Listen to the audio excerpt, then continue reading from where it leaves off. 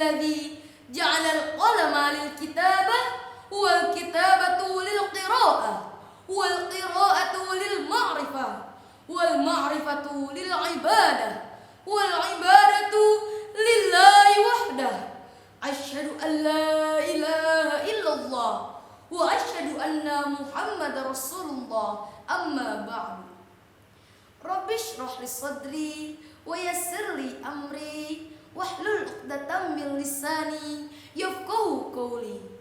Yang terhormat Dewan Juri serta hadirin sekalian yang saya cintai, tiada kata yang paling indah selain puja, puji serta syukur kita kehadirat Allah Subhanahu wa taala yang telah melimpahkan taufik serta hidayahnya kepada kita semua sehingga kita dapat terhindar dari segala macam penyakit. Alhamdulillahirabbil alamin. Salawat bertangkaikan salam semoga tetap tercurah limpahkan kepada junjungan alam pelopor umat Islam yang telah membawa kita semua dari zaman jahiliyah hingga zaman Islamiyah. Siapakah beliau? Yakni Habibana wa Nabiyana wa Syafi'ina Nabi Muhammad sallallahu alaihi wasallam yang kita nantikan syafaatnya kelak di hari kiamat. Sungguh kebahagiaan yang luar biasa karena Allah Subhanahu wa taala telah memberikan kebahagiaan yang sempurna melalui kegiatan perlombaan pidato kali ini yang bertemakan dampak pandemi terhadap kehidupan hewan. Maka izinkan saya untuk menyampaikan sebuah uraian pidato yang berjudul Peduli terhadap kehidupan hewan di tengah pandemi. Hadirin rahimakumullah. Saat ini infeksi virus corona melanda dunia. Kita sering mendengar beberapa istilah, salah satunya adalah pandemi. Pandemi adalah penyakit yang menyebar secara global meliputi area geografis yang luas. Menurut Organisasi Kesehatan Dunia WHO, pandemi ini tidak ada hubungannya dengan tingkatan keparahan penyakit, jumlah korban, ataupun infeksi. Akan tetapi, pandemi ini berhubungan dengan penyebaran secara geografis.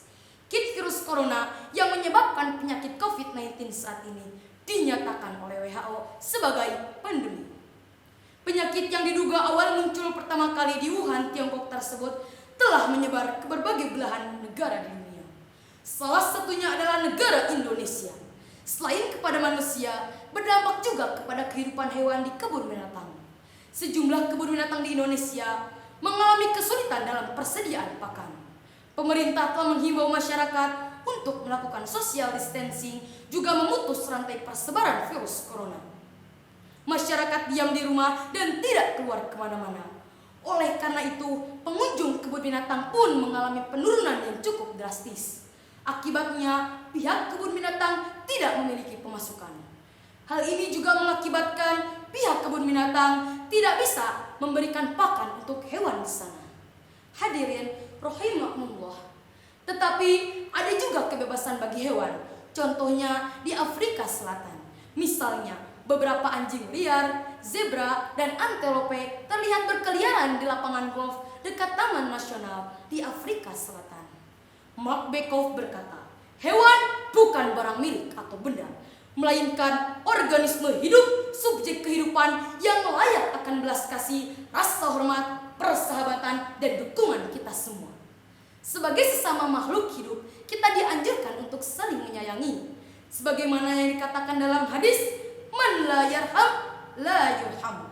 Orang yang tidak menyayangi tidak akan disayangi oleh Allah Subhanahu wa taala. Hadis riwayat Bukhari. Hadirin rahimakumullah. Maka dari itu, kita sebagai sesama makhluk hidup, kita harus saling menyayangi kepada sesama maupun kepada hewan. Jangan sampai hewan di kebun binatang atau di sekitaran kita mati kelaparan. Kita sumbangkan sebagian makanan kita dan harta kita kepada pihak kebun binatang untuk persediaan pakan, supaya ekosistem mereka tetap terjaga dan hewan yang akan punah bisa berkembang biak kembali. Dalam hadis lain juga dikatakan, ada seorang yang masuk surga karena memberi minum seekor anjing. Dari Abu Hurairah radhiyallahu anhu berkata, Rasulullah sallallahu alaihi wasallam bersabda, telah diampuni seorang wanita berzina yang lewat di depan seekor anjing yang menjulurkan lidahnya pada sebuah sumur. Dia berkata, anjing ini hampir mati kehausan. Lalu dilepaskannya sepatunya, diikatkannya dengan kerudungnya, lalu diberi minum. Maka diampuni wanita tersebut karena memberi minum. Hadis riwayat Bukhari. Dan ada juga seorang yang masuk neraka karena menyiksa seekor kucing.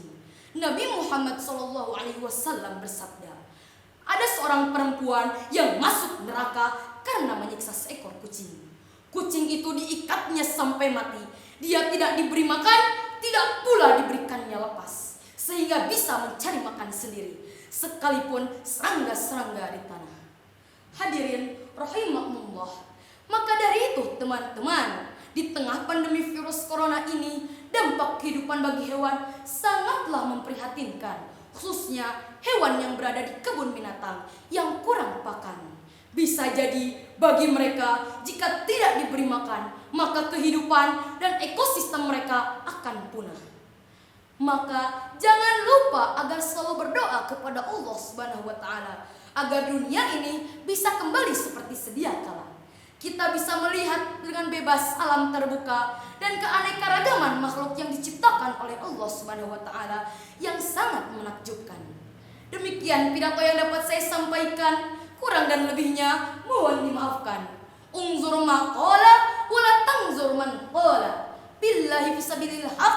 Wassalamu alaikum warahmatullahi wabarakatuh.